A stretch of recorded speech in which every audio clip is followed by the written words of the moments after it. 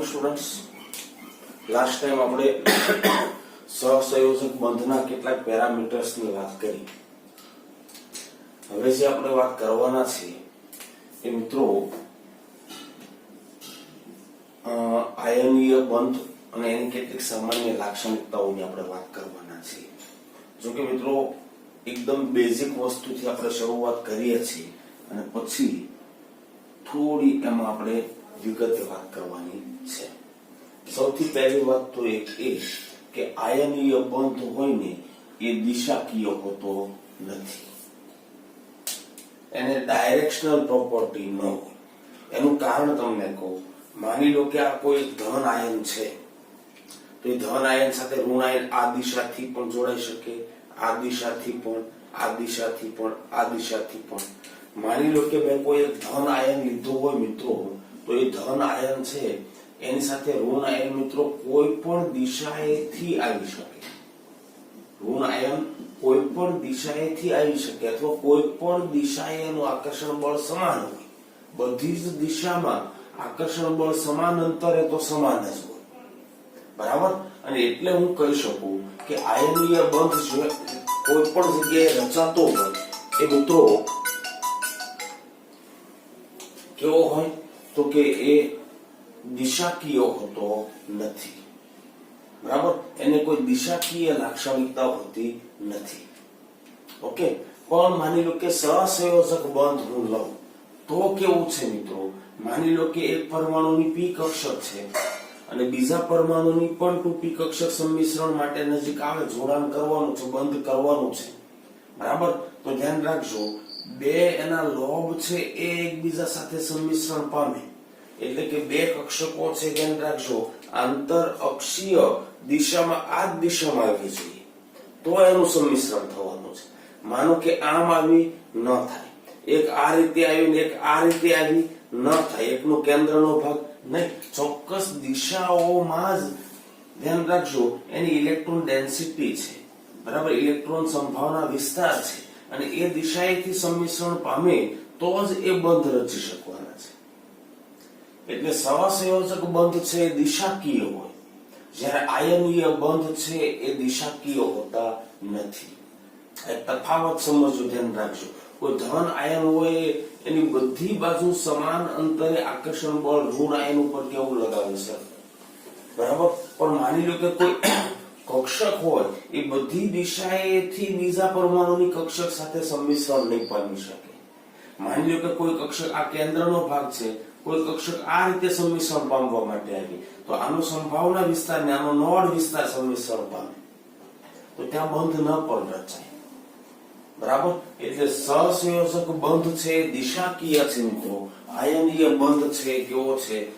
Non directional, બિન દિશાકીય છે. બીજી એક વાત કે આયનો વચ્ચે ધ્યાન રાખજો, એક ધન વીજભાર ધરાવે તો બીજો ઋણ વીજભાર. પ્રબળ પ્રકારનું અને સ્થિર વિદ્યુતીય આકર્ષણ બળ હોય અને એના કારણે આયનીય ઘન સંયોજનો મોટા ભાગે સખત ઘન, સ્ફટિકમય અને બરડ બને. તમે NaCl નું એક્ઝામ્પલ એમાં લઈ શકો. સખત, બરડ અને સ્ફટિકમય ઘન બને.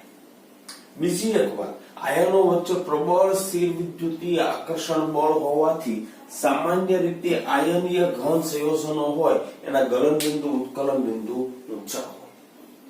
ગલન બિંદુ અને ઉત્કલન બિંદુ ઊંચા હોય. એમાં જો હું બોઇલિંગ પોઈન્ટ ની વાત કરું મિત્રો, તો બોઇલિંગ પોઈન્ટ છે એ મોટા ભાગે ઇન્ટરમોલેક્યુલર ફોર્સ, આંતર આકર્ષણ બળ એટલે કે આયનીય બંધની પ્રબળતા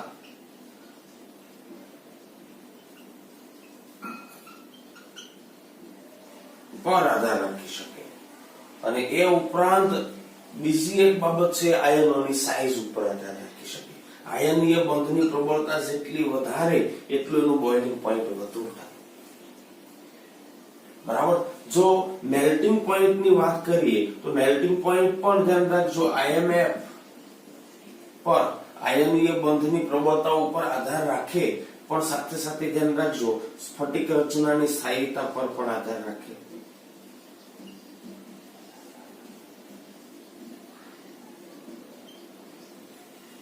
બરાબર. સ્ફટિક રચનાની સ્થાયીતા ઉપર પણ આધાર રાખે.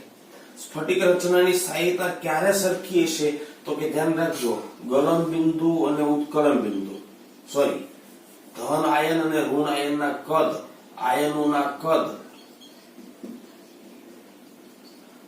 લગભગ સમાન હોય, તો કદનો તફાવત ઓછો હોય.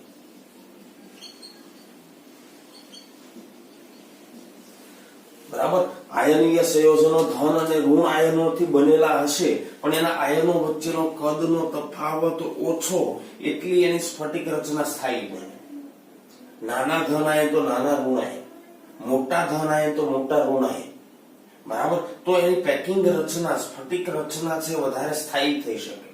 પણ એક ઋણ આયન ખૂબ મોટા હોય અને ધન આયન ખૂબ નાના હોય તો પેકિંગ રચનાની સ્થાયીતા થોડી ઘટે. બરાબર. એટલે એના ઉપર પણ આધાર રાખે. બરાબર. બીજી એક વાત તો કરીએ તો કે ધ્યાન રાખજો, જો વાહકતાની વાત કરીએ તો મિત્રો ઘન અવસ્થામાં એના આયનો મુક્ત હોતા નથી. NaCl જો ઘન સ્વરૂપ લઉં તો ધન આયન ફરતે ઋણ આયન ફરતે ધન આયન જકડાયેલા છે, મુક્ત નથી. અને વિદ્યુતના વહન માટે ક્યાં તો મુક્ત ઇલેક્ટ્રોન હોવા જોઈએ, ક્યાં તો મુક્ત આયનો હોવા જોઈએ. બરાબર. તો અહીંયા આગળ તો આયનો મુક્ત હોતા નથી, ઇલેક્ટ્રોન તો મુક્ત છે જ નહીં, એને પ્લસ ને Cl માઇનસ પાસે છે જ નહીં. બરાબર. તો મુક્ત આયનો ન હોવાના કારણે વિદ્યુતના અવાહક છે.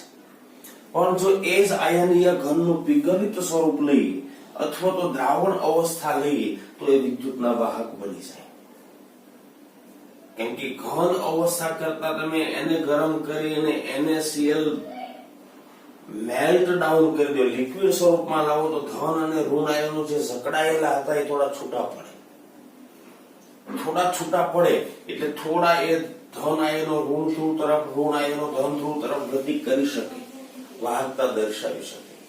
એના કરતા સૌથી બેસ્ટ ધ્યાન રાખજો, એને ઓગાળીને દ્રાવણ બનાવી દો તો આયનો ઓર છૂટા પડી જાય, ઓર વાહકતા દર્શાવે.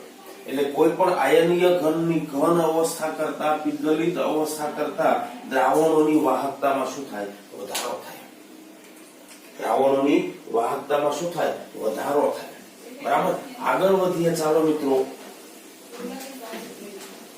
આમ તો આયનિક ઘન પદાર્થો હોય એની વાહકતાને અસર કરતા જો પરિબળોની જો આપણે વાત કરીએ તો સૌથી પહેલી જો વાત આપણે દ્રાવ્યતાની કરીએ તો મિત્રો પાણી સિવાય ધ્રુવીય દ્રાવકમાં આ આયનીય સંયોજનોની દ્રાવ્યતા વધારે. એક જનરલ નિયમ આવો છે કે સમાન લાક્ષણિકતા ધરાવતા દ્રાવકમાં સમાન સંયોજનની દ્રાવ્યતા વધે. બરાબર. ફરી બોલું છું, દ્રાવકની લાક્ષણિકતા અને સંયોજનની લાક્ષણિકતા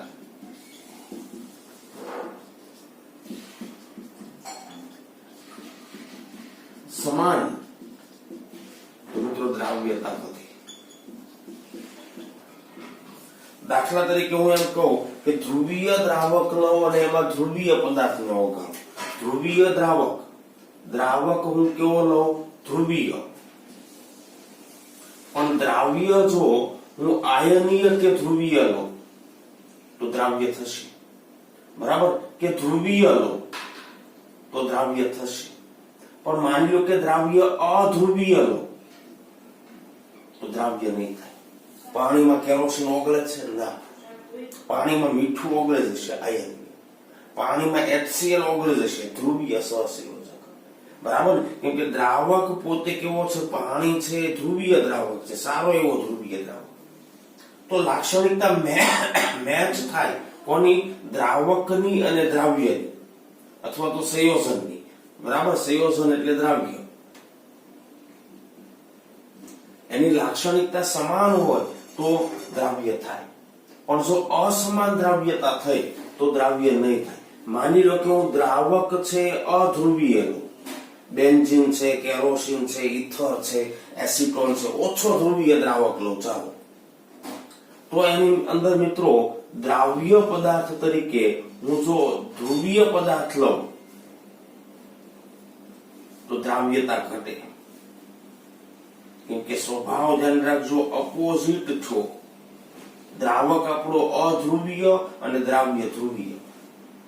પાણીમાં HCl ની દ્રાવ્યતા સારી એવી મળતી હતી, પણ બેન્ઝીનમાં HCl ની દ્રાવ્યતા નહીં મળે.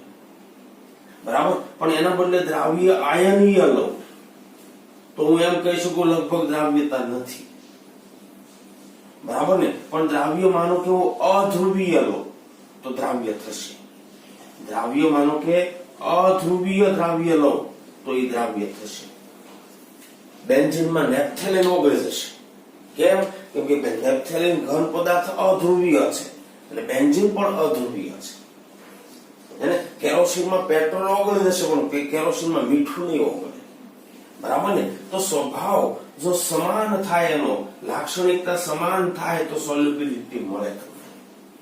કેમ કે દ્રાવ્ય અને દ્રાવક વચ્ચે સારું એવું આંતર આકર્ષણ બળ જો જોવા મળે, આંતરક્રિયા થાય તો દ્રાવ્યતા મળે. ધ્યાન રાખજો, દ્રાવ્ય અને દ્રાવક વચ્ચે આંતર આકર્ષણ વધે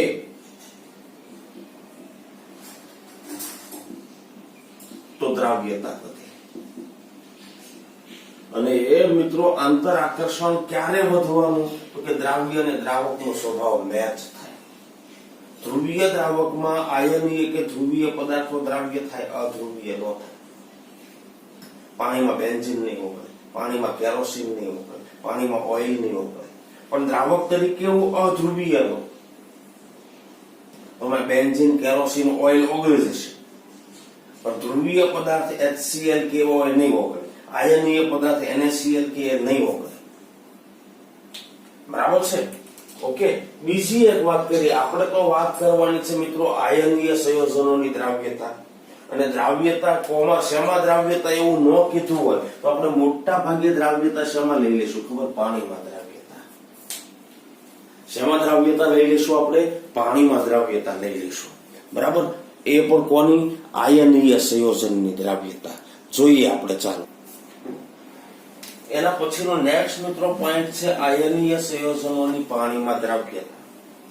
બરાબર. પાણી જેવા ધ્રુવીય દ્રાવકમાં દ્રાવ્યતા અને એને અસર કરતા પરિબળોની આપણે વાત કરવી છે. પરિબળો છું આયનીય સંયોજનોની પાણીમાં દ્રાવ્યતાને અસર કરતા પરિબળો. મિત્રો ખૂબ ડિફિકલ્ટ પોઈન્ટ છે.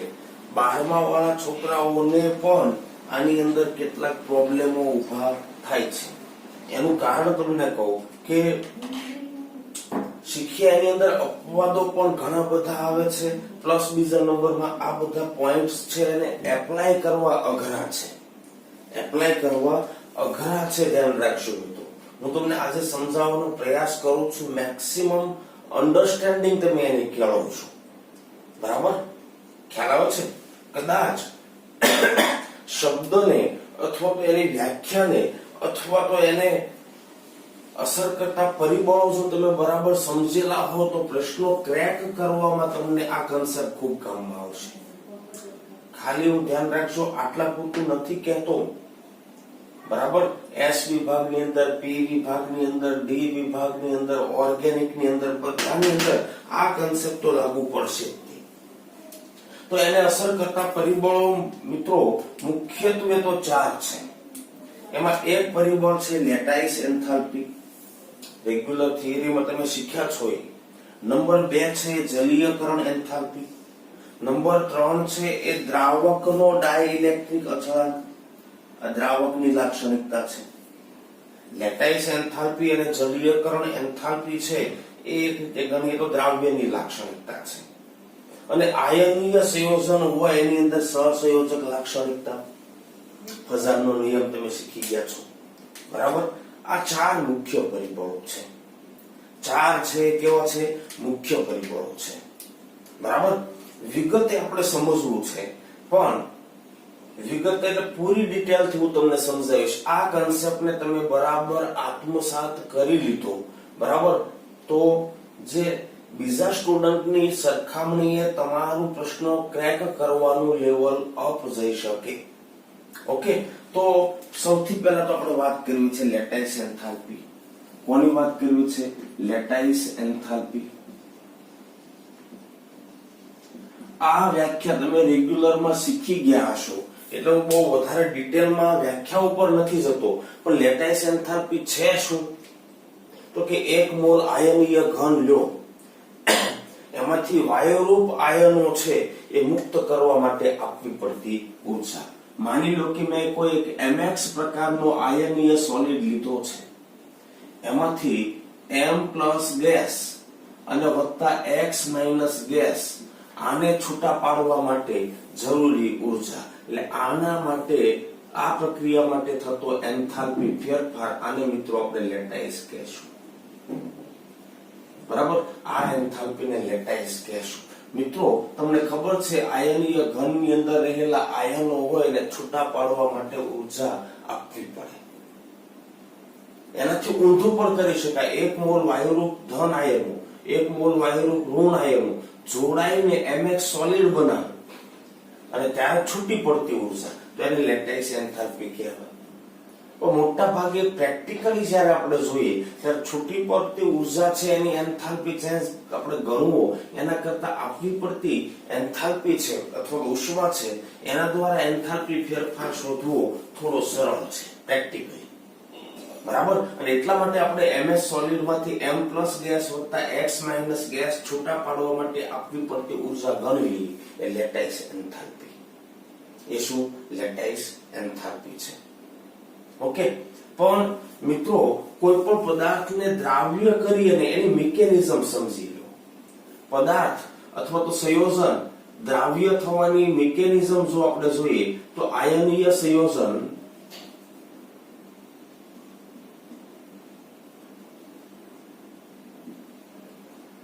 દ્રાવ્ય થવાની મિકેનિઝમ, ક્રિયાવિધિ ખરેખર છે શું? તો કે માનો કે હું પાણીમાં મીઠું નાખું, પ્રોસેસ શું થાય? તો કે પહેલા તો આયનો છૂટા પડે. મિત્રો આયનો છૂટા પાડવા પડે, એ આયનો છૂટા પાડવા માટે એન્થાલ્પી કેટલી આપવી પડે? ત્યાં ખર્ચાય કેટલી? Lattice enthalpy ખર્ચાય. બીજું શું થવાનું? ચાલો આયનો છૂટા પડી ગયા, એ પાણીમાં મિક્સ થાય તો પાણીના અણુઓ છે આયનોની આસપાસ વીંટળાય. બરાબર, એટલે શું થાય ખબર? આયનોનું જલીયકરણ.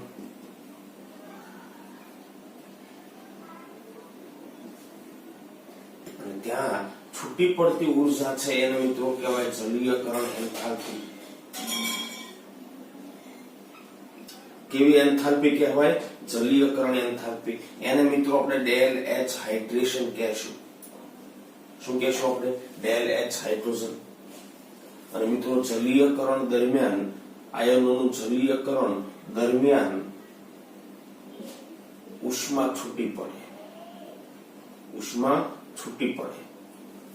બરાબર, ફરી બોલું છું, એક મોલ મીઠું જ્યારે હું પાણીની અંદર નાખું ત્યારે શું થવાનું? તો કે પહેલા તો એના Na+ અને Cl- આયનોને છૂટા પાડવા પડે, ત્યારે લેટાઇસ એન્થાલ્પી જેટલી ઉષ્મા ખર્ચાય. Lattice enthalpy ખર્ચાય. હવે આયનનું જલીયકરણ પામે પાણીમાં, બરાબર, ત્યારે ઉષ્મા છૂટી પડે. શા માટે છૂટી પડે સમજાવું. બરાબર, તો એને કહેશું જલીયકરણ એન્થાલ્પી. ડેલ એચ હાઇડ્રેશન ખર્ચાય નહીં, શું થાય? મુક્ત થાય. આટલી ઉષ્મા મુક્ત થાય, છૂટી પડી. તો આ કામ આપણું સરળ ક્યારે થાય? ધ્યાન રાખજો. આયનીય સંયોજનને દ્રાવકમાં ઓગાળવાનું તો બહુ સીધી વસ્તુ છે. દ્રાવ્યતા સારી ક્યારે મળે? દ્રાવ્યતા વધે ક્યારે? તો કે બહુ સીધી વસ્તુ છે. Del H hydration is greater than del H lattice. આપવી પડતી ઉષ્મા કરતા છૂટી પડતી ઉષ્મા વધારે હોય એટલે પ્રોસેસ દરમિયાન આપણને ઉર્જાનો નફો થાય. એ પ્રોસેસ કરવા માટે ઉષ્મા તમારે ખર્ચવી ન પડે, ઉલટાની છૂટી પડે, કામ આપણું સરળ થાય. બરાબર, એટલે મોટા ભાગે પદાર્થોની દ્રાવ્યતા વખતે આપણે બે વસ્તુઓ સરખાવશું, એક લેટાઇસ એન્થાલ્પી, બીજું જલીયકરણ એન્થાલ્પી. લેટાઇસ એન્થાલ્પી અને બીજું શું? જલીયકરણ એન્થાલ્પી. ઓકે, ત્રીજો પોઈન્ટ છે ડાઇલેક્ટ્રિક અચળાંક. પણ જલીય લેટાઇસ એન્થાલ્પી તો તમે જાણો છો, જલીયકરણ એન્થાલ્પી શું છે એ જોઈએ આપણે. લેટાઇસ એન્થાલ્પી તો ખબર પડી ગઈ ને, હે? બીજી વાત કરીએ, જલીયકરણ એન્થાલ્પી શું છે? બીજી વાત કરીએ જલીયકરણ એન્થાલ્પી.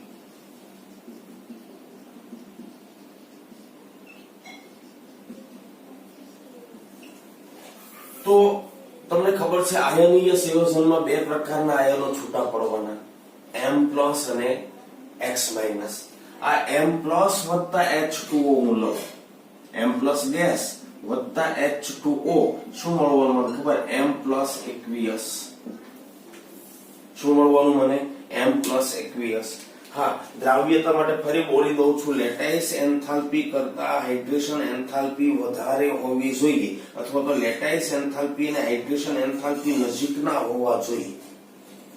દાખલા તરીકે હું પાણીમાં મીઠું નાખું તો એને 1 મોલ આયનો છૂટા પાડવા માટે 788 કિલોજોલ ઉષ્મા છૂટી પડે, પણ એમાં છૂટા પડતા Na+ અને Cl- આયનો જલીયકરણ પામે ત્યારે લગભગ 784 જેટલી ઉષ્મા છૂટી પડે છે. તો લેટાઇસ એન્થાલ્પી છે એના કરતા હાઇડ્રેશન એન્થાલ્પી થોડીક જ ઓછી રહી, બરાબર ને? આટલી તો કાઇનેટિક એનર્જી કે ઉષ્મીય ઉર્જા મળવાથી મીઠું દ્રાવ્ય થઈ જાય, સહેજ તમારે હલાવવું પડે, બરાબર? અથવા તો થોડોક સમય તમને વાતાવરણમાંથી એ મિશ્રણને ઉષ્મીય ઉર્જા મળે તો પડ્યું દ્રાવ્ય થઈ જાય, બરાબર છે? પણ દ્રાવ્ય થાય દરમિયાન લગભગ 4 કિલો જૂલ જેવી ઉષ્મા ઘટવાની. એટલે પ્રક્રિયા ભલે ઉષ્મા શોષક હોય, એવું નથી કે ક્ષેપક હોય તો સૌથી બેસ્ટ, છૂટી પડતી ઉષ્મા આપવી પડતી ઉષ્મા કરતા વધારે છૂટી પડતી સૌથી બેસ્ટ, દ્રાવ્યતા બહુ સરળતાથી થઈ જાય. પણ મોટા ભાગે હાઇડ્રેશન એન્થાલ્પી લેટાઇસ એન્થાલ્પી નજીકની હોય તો દ્રાવ્ય થઈ જાય, ભલે થોડી વધઘટ, પણ લેટાઇસ એન્થાલ્પી બહુ મોટી હોય હાઇડ્રેશન એન્થાલ્પી કરતા, તો ત્યાં આગળ દ્રાવ્યતા મુશ્કેલ થઈ જવાની,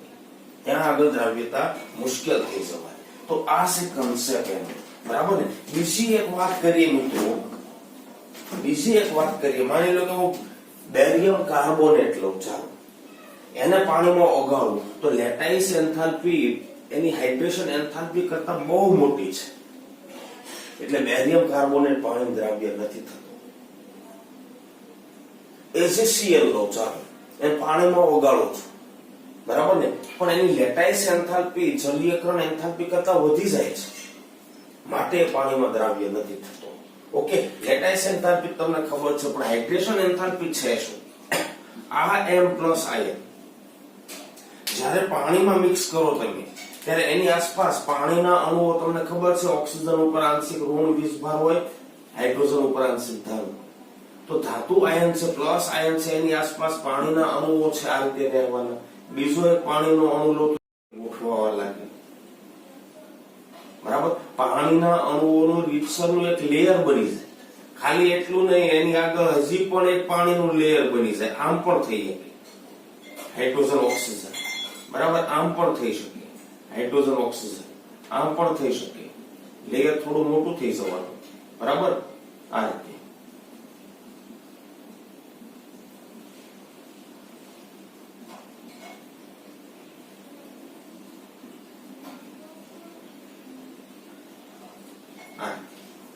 બરાબર? આ તો આકર્ષણ બળ હતું જ, બરાબર? એની આસપાસ પાણીના અણુઓ મિત્રો જોડાય છે, ફરતું લેયર બનાવે છે. ધાતુ આયન સાથે પાણીના અણુઓ ઇન્ટરેક્ટ થાય છે. કોના વડે? ઓક્સિજન વડે, બરાબર? કોના વડે? ઓક્સિજન વડે. તો આ જોડાણની પ્રક્રિયા છે દરમિયાન ઉષ્મા છૂટી પડશે.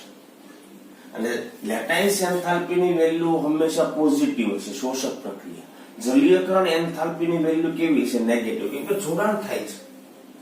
એવી જ રીતે માનો કે X- આયન છૂટો પડ્યો, તો X- આયન છે એમાં તમે પાણી નાખો, આ ગેસિયસ હતો, એમાંથી શું બને?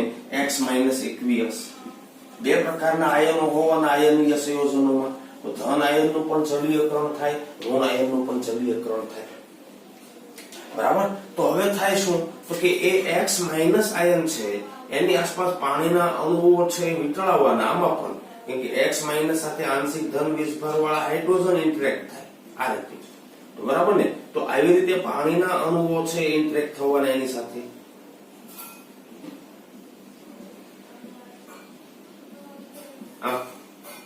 બરાબર? હજી પણ પાણીના અણુઓ ઇન્ટરેક્ટ થઈ શકે, ધ્યાન રાખજો આમ થાય, હજી પણ પાણીના અણુઓ છે ઇન્ટરેક્ટ થઈ શકે,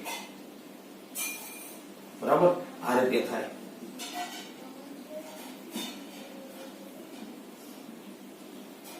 પાણીના અણુઓ વચ્ચે હાઇડ્રોજન બંધ રચાવવાનું. શું રચાવવાનું છે? હાઇડ્રોજન બંધ. પણ તમને ખબર છે ફર્સ્ટ લેયર બન્યું એ ધ્યાન રાખજો, ઓછા પાણીના અણુઓનું લેયર બનાવશે, પણ સેકન્ડ લેયર બને એમાં હજી પાણીના અણુઓ વધુ જોડાઈ શકે, બરાબર. તો આ રીતે પાણીના અણુઓના લેયર બને. હવે આ X માઇનસ ને ગેસિયસ નો કહેવાય, હવે X માઇનસ ને શું કહીશું ખબર? એક્વિયસ. જોડાણ તો થયું, ઉષ્મા છૂટી પડશે, ઉષ્મા છૂટી પડશે. સમજ પડે છે? દ્રાવક તરીકે પાણી હોય તો જલીયકરણ એન્થાલ્પી કહેશું. દ્રાવક તરીકે ધ્યાન રાખજો, દ્રાવક તરીકે પાણી સિવાય અન્ય આયન હોય, પાણી સિવાય અન્ય દ્રાવક હોય,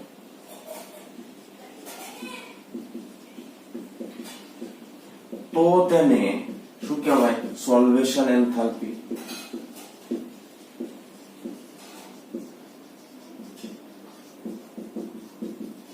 શું કહેવાય એને? સોલ્વેશન એન્થાલ્પી કહેવાય. દાખલા તરીકે આને આ જ મીઠું છે અને તમે ઇથેનોલમાં ઓગાળતા હો અથવા આયનીય સંયોજનને ઇથેનોલમાં ઓગાળતા હો તો આયનોની ફરતે ઇથેનોલના અણુઓ વીંટળાય, આયનોની ફરતે ઇથેનોલના અણુઓ વીંટળાય, ત્યારે પણ ઉષ્મા છૂટી પડે. પણ એ ઉષ્મા માટે આપણે શબ્દ કયો વાપરશું? સોલ્વેશન એન્થાલ્પી, બરાબર. આ પણ સોલ્વેશન એન્થાલ્પી જ છે, પણ દ્રાવક તરીકે પાણી છે માટે આપણે જલીયકરણ એન્થાલ્પી કીધી. બહુ ફેમસ અને વધારે વપરાતો દ્રાવક છે, તેને સ્પેશિયાલિટી આપણી આપી જલીયકરણ એન્થાલ્પી, બરાબર. ફાયદો ક્યારે થવાનો બોલો? લેટાઇસ એન્થાલ્પી કરતા જલીયકરણ એન્થાલ્પી કેવી હોય? વધારે હોય. લેટાઇસ એન્થાલ્પી કરતા જલીયકરણ એન્થાલ્પી વધારે હોય તો તમને સારી એવી દ્રાવ્યતા મળવાની છે, તો તમને દ્રાવ્યતા મળવાની છે, બરાબર. પણ લેટાઇસ એન્થાલ્પી ક્યારે ઓછી હોય અને જલીયકરણ એન્થાલ્પી ક્યારે વધારે હોય, આ સમજવું ખૂબ જરૂરી છે આયનીય સંયોજન માટે, બરાબર. તો સૌથી પહેલા તો હું લઈ લઉં છું, ચાલો, લેટાઇસ એન્થાલ્પીને અસર કરતા પરિબળો. લેટાઇસ એન્થાલ્પી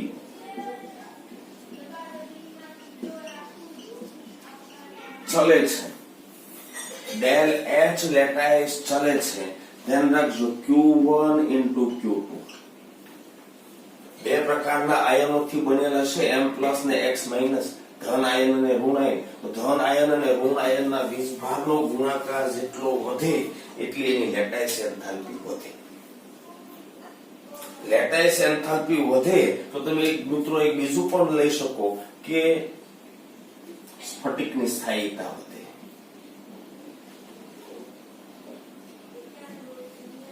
આમ પણ કહી શકો તમે, એ લેટાઇસ રચના છે એની સ્થાયીતા વધે. ક્યારે વધવાની બોલો? ચાર્જ વધે ત્યારે. માની લો કે MX પ્રકારનો હોય, એના બદલે હું MX2 લઉં, એના બદલે MX3 લઉં, M+1 +2 +3, X- તો કોમન,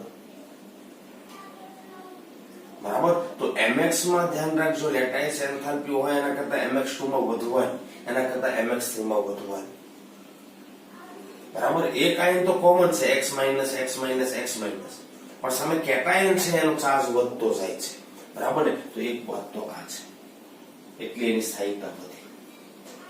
ઓકે. બીજી એક વાત કરી, ધ્યાન રાખજો, લેટાઇસ એન્થાલ્પી ચલે છે 1/r. શું છે? 1/r. પણ તમને ખબર છે જ્યાં R બરાબર આ શું છે? ધન અને ઋણ આયનનો વીજભાર, ધન અને ઋણ આયનનો વીજભાર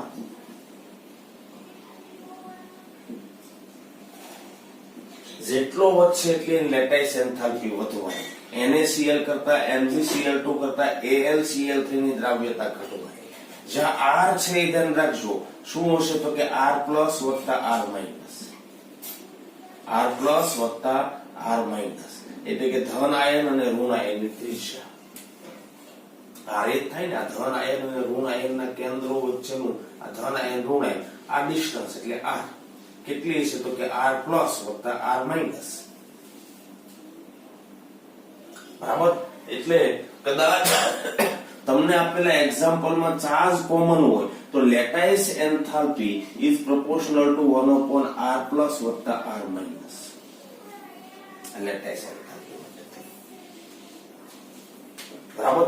mx પ્રકારના બધા સ્ફટિક આપ્યા એટલે ચાર્જ તો કોમન થઈ ગયો 1 into 1 તો r પ્લસ વત્તા r માઇનસ ના સરવાળાના વ્યસ્ત પ્રમાણ બરાબર. આખા આયનીય સંયોજન માટે લેટાઇસ એન્થાલ્પી મળવાની તમને. ઓકે, એ બને એટલી ઓછી હોવી જોઈએ. એ બને એટલી ઓછી હોવી જોઈએ એટલે ચાર્જ ઓછો હોવો જોઈએ, r છે તે વધારે હોવો જોઈએ. બે આયનો વચ્ચેનું ડિસ્ટન્સ છે તે કેવું હોવું જોઈએ? વધારે હોવું જોઈએ. ઓકે, r વધારે ક્યારે હોવાનો? જનરલી કેટાયન કરતા એનાયન મોટો, એનાયન મોટો લેવાનો લેટાઇસ એન્થાલ્પી ઘટે. આમ તો બંનેનો સરવાળો છે પણ r માઇનસ માનો કે 100 હોય અને r પ્લસ 1 હોય તો 1/100 એટલે 1/100 જેવું થઈ રહે. એટલે કે ખાલી ઋણ આયનની ત્રિજ્યા ઉપર વધારે આધાર રાખશે. કોની ત્રિજ્યા ઉપર? ઋણ આયનની ત્રિજ્યા ઉપર વધારે આધાર રાખશે. ઓકે, પણ માની લો કે ચાલો હું વાત કરું જલીયકરણ એન્થાલ્પી. કોની વાત કરું? જલીયકરણ એન્થાલ્પી. તો એ પણ ધ્યાન રાખજો બને એટલી કેવી હોવી જોઈએ? વધારે હોવી જોઈએ. બને એટલી કેવી હોવી જોઈએ? વધારે હોવી જોઈએ. તો જલીયકરણ એન્થાલ્પીની વાત કરીએ આપણે. જલીયકરણ એન્થાલ્પી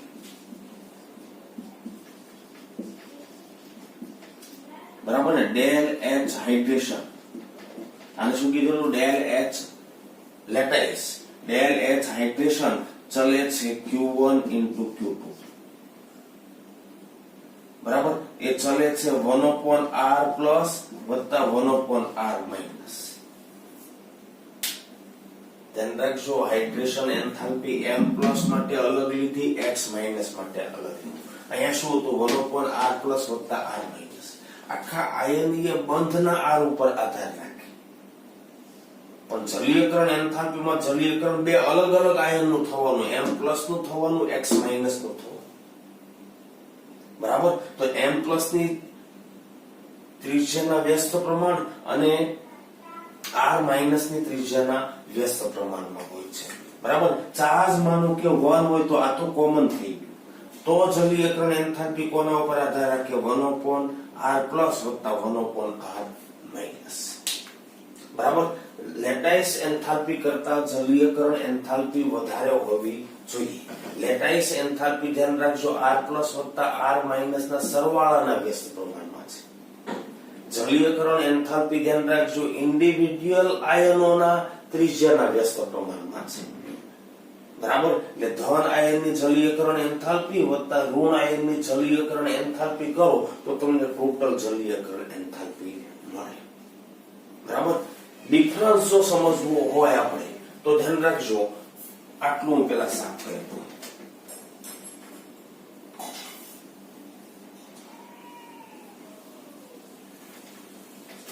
માની લો કે હું તમને એક એક્ઝામ્પલ સાથે સમજાવવાનો પ્રયાસ કરું છું એટલા માટે.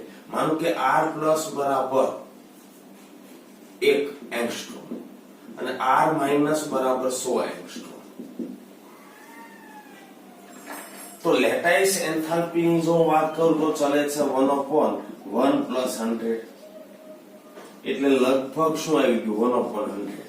એક નાટા કરી નાખ્યું બરાબર. પણ હાઇડ્રેશન એન્થાલ્પી ની વાત કરીએ, ડેલ એચ હાઇડ્રેશન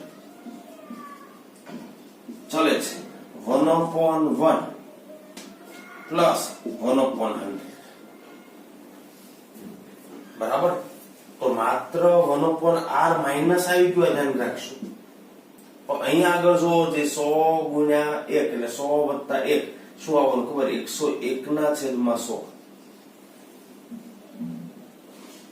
છેદમાં r પ્લસ ને આપણે અવગણ્યો પણ ઉપર કેટલા આવ્યા? 100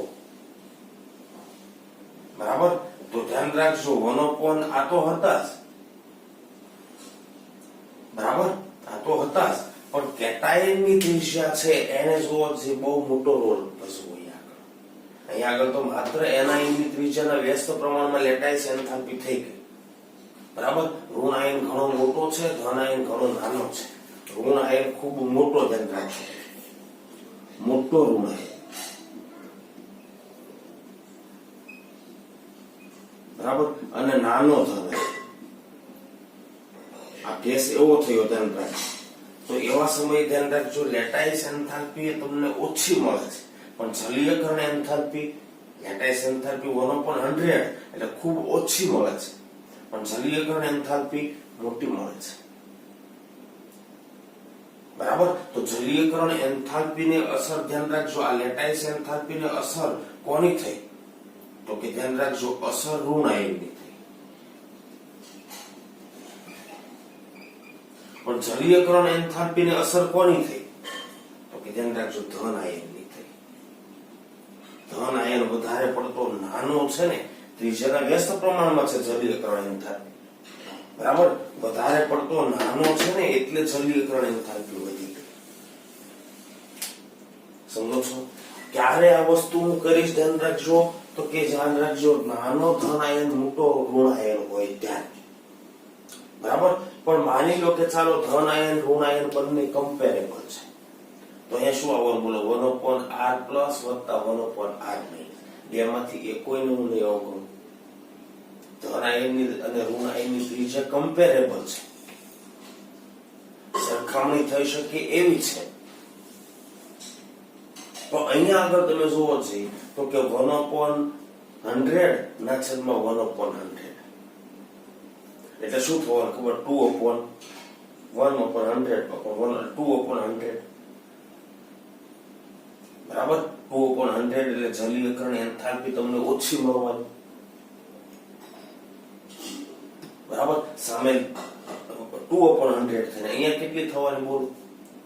તો કે 1/200, 100 વત્તા 100, 1/200, બરાબર. એટલે એના વ્યસ્ત પ્રમાણમાં છે, એટલે સમજી ગયા તમે? લેટાઇસ એન્થાલ્પી છે એ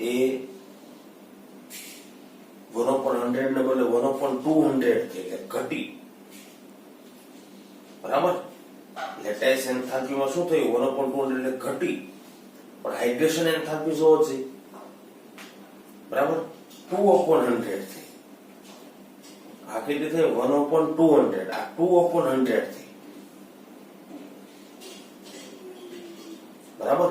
અને આ 2/100 એટલે 1/50, બરાબર. એટલે લેટાઇસ એન્થાલ્પી છે એનો ઘટાડો ઓછો થયો, પણ હાઇડ્રેશન એન્થાલ્પીનો ઘટાડો વધારે થયો.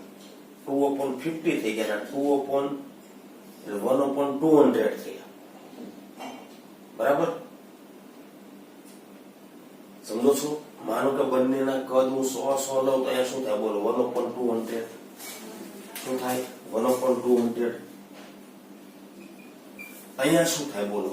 1/100 વત્તા 1/100 એટલે 2/200. અહીંયા શું થવાનું બોલો? 1/100, બરાબર. 1/100 એટલે આ ઘટી છે. પણ લેટાઇસ એન્થાલ્પી જોવો છે 1/200, લેટાઇસ એન્થાલ્પી વધુ ઘટી, જલીયકરણ એન્થાલ્પી ઓછી ઘટી. કમ્પેરેબલ લીધા ત્યારે, બરાબર. સમજો છો તમે?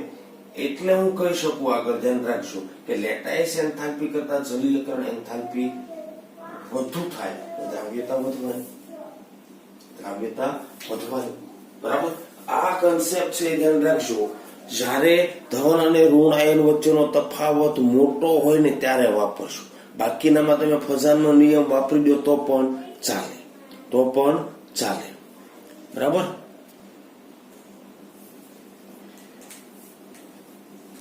એના પછી મિત્રો નેક્સ્ટ વાત કરીએ, બરાબર. મેં તમને હમણાં જે 2 થિયરીઓ સમજાવી ને એનો જ આપણે એપ્લિકેશન કરીને નિયમ બનાવી લઈએ છીએ, બરાબર. અને એ નિયમ ધ્યાન રાખજો, દ્રાવ્યતા છે એની સરખામણી કરવા બહુ મહત્વનું છે, બરાબર. મેં તમને એક્ઝામ્પલ આપ્યા છે, એના આધારે મેં તમને લેટાઇસ એન્થાલ્પી, હાઇડ્રેશન એન્થાલ્પીના સૂત્ર આપ્યા ને, અને આનું એક એક્ઝામ્પલ આપ્યું હતું ને, એના આધારે જ આપણે સમજી શકીએ, બરાબર. આમ છે આ 1/r પ્લસ વત્તા 1/r માઇનસ. જ્યારે ધન અને ઋણ આયનોના કદ લગભગ સરખામણી કરી શકાય તેવા હોય, બરાબર. ધન માની લો કે 6 છે અને આ 10 છે, તો સરખામણી કરી શકાય એવા છે.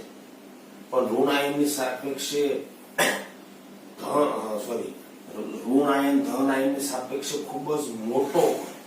એટલે માની લો કે ચાલો હું ધન આયન 1 લો તો ઋણ આયન કેટલો હોય? 100. આ તમને એક્ઝામ્પલ માટે સમજાવું છું. ઋણ આયન ધન આયનની સરખામણીમાં ઘણો મોટો, બરાબર. તો લેટાઇસ એન્થાલ્પી અને જલીયકરણ એન્થાલ્પીની સરખામણી આપણે કરીએ.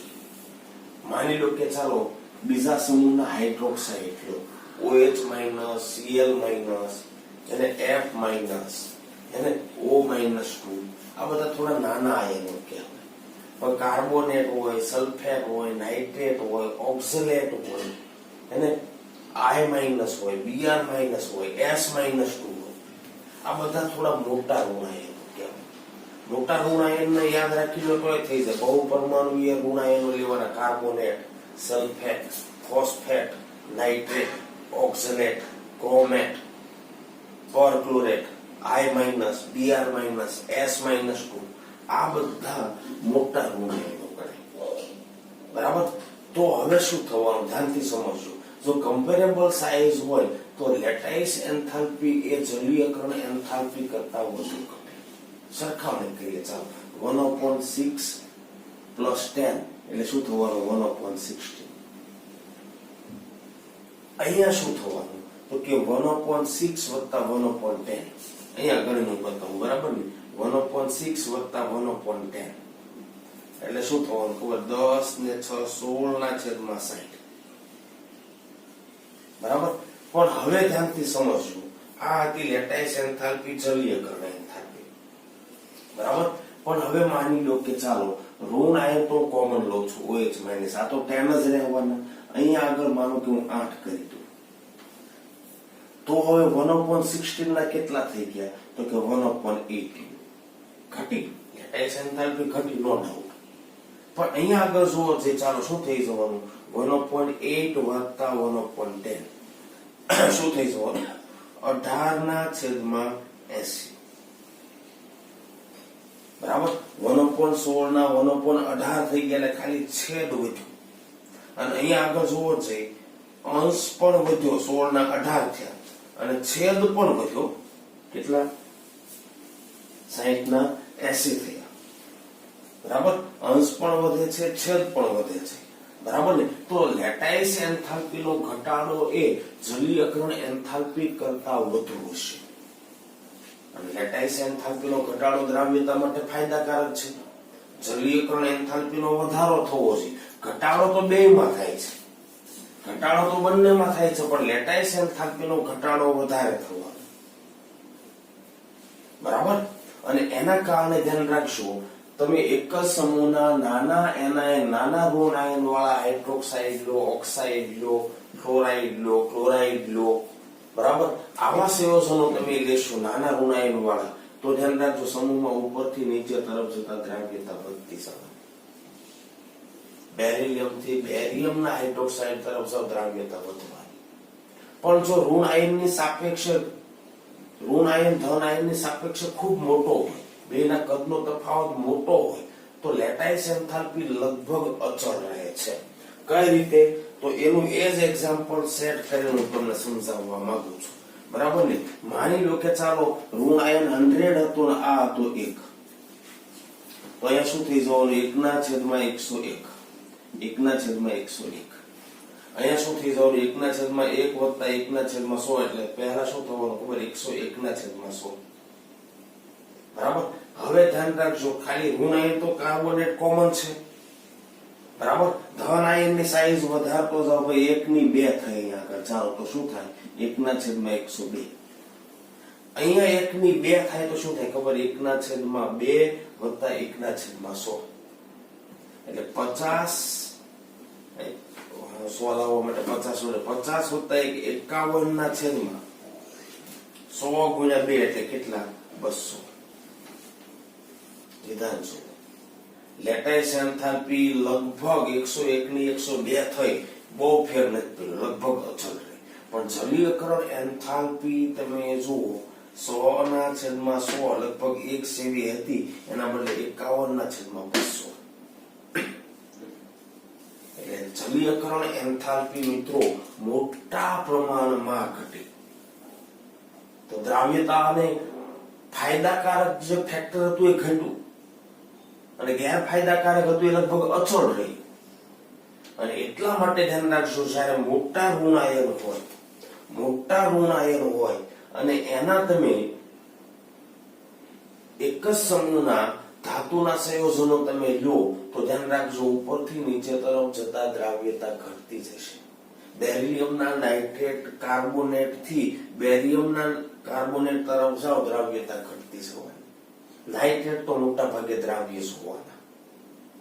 નાઇટ્રેટમાં થોડી વસ્તુ અલગ, પણ સલ્ફેટ હોય, કાર્બોનેટ હોય, ફોસ્ફેટ હોય, ઓક્ઝલેટ હોય, તો ત્યાં આગળ આ ઘટના તમને જોવા મળશે. ક્લિયર? એના પછી મિત્રો છે ડાઇલેક્ટ્રિક અચળાંક અને સહસંયોજક લાક્ષણિકતા.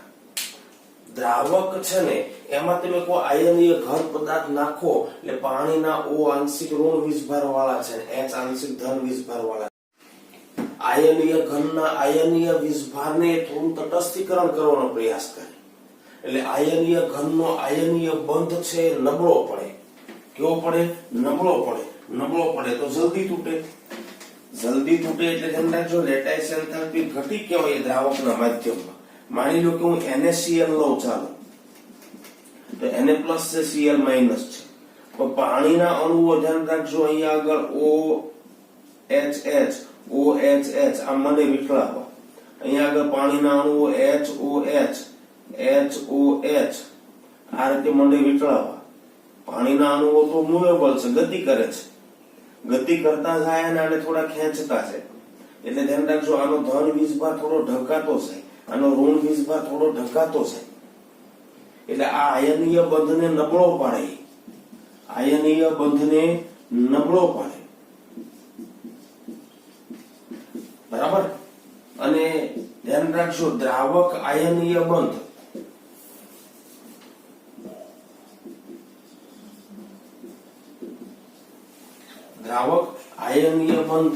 ના તટસ્થીકરણ દ્વારા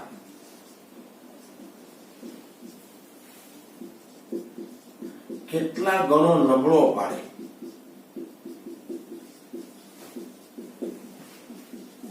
તેને દ્રાવકનો ડાઇલેક્ટ્રિક અચળાંક કહેવાય. આ શબ્દ સમજવા માટે ડાઇલેક્ટ્રિક અચળાંક કહેવાય. તો બહુ સીધી વાત છે. આયનીય ઘન સાથે ઇન્ટરેક્ટ દ્રાવક ક્યારે વધારે કરવાનું? જ્યારે વધારે ધ્રુવીયતા હોય. તો વધુ ધ્રુવીય દ્રાવક હોય એનો ડાઇલેક્ટ્રિક અચળાંક વધારે હોય. બરાબર? વધુ ધ્રુવીય દ્રાવક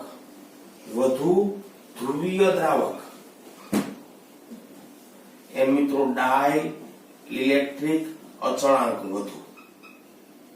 ડાઇલેક્ટ્રિક અચળાંક વધુ એટલો આયનીય બંધને કેવો પાડે? નબળો પાડે.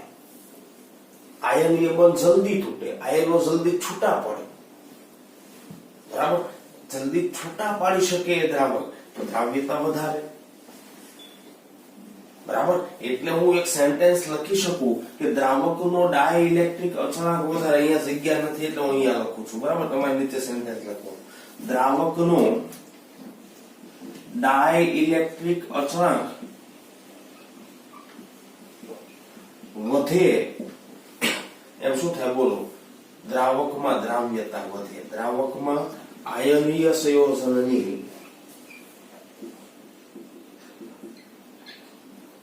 દ્રાવ્યતા વધે. શા માટે આયનીય બંધને નબળો પાડે છે? પોતે ધ્રુવીય છે તો આયનીય સંયોજનના આયનોની ફરતે વીંટળાય, એના વીજભારનું એ તટસ્થીકરણ કરે. સ્થિર વિદ્યુતીય આકર્ષણ જે છે વીજભારના કારણે છે. વીજભારની જ અસરકારકતા ઘટાડે ફરતે દ્રાવકના અણુઓ વીંટળાવવાના કારણે. અને વળી એ મૂવેબલ છે એટલે આયનોને છૂટા પણ પાડે. બરાબર? દાખલા તરીકે દ્રાવક તરીકે પાણી તમે લો, એનો ડાઇલેક્ટ્રિક અચળાંક 82 છે, તો NaCl હું એમાં નાખું તો NaCl બંધને 82 ગણો નબળો પાડી દે, જલ્દી તૂટે, આયનો જલ્દી છૂટા પડે. બરાબર. તો દ્રાવકનો ડાઇલેક્ટ્રિક અચળાંક જેટલો ઊંચો એટલી આયનીય સંયોજનોની દ્રાવ્યતા વધવાની. એ પણ દ્રાવક પણ અસર કરતા છે આયનીય સંયોજનની દ્રાવ્યતામાં. નેક્સ્ટ છે સહસંયોજક લાક્ષણિકતા. જે મિત્રો તમે ફઝાન નિયમ શીખી ગયા છો. આયનીય સંયોજન આપણું છે એમાં સહસંયોજક લાક્ષણિકતા કેટલી, બરાબર, એના વિશે આપણે નેક્સ્ટ લેક્ચરમાં વાત કરીશું. મિત્રો અહીંયા આગળ આપણે અટકીએ છીએ. બરાબર. દ્રાવ્યતાને અસર કરતા મુખ્ય 3 પરિબળો આપણે જોયા છે. એક સહસંયોજક લાક્ષણિકતા બાકી છે, જોઈશું આપણે નેક્સ્ટ લેક્ચર.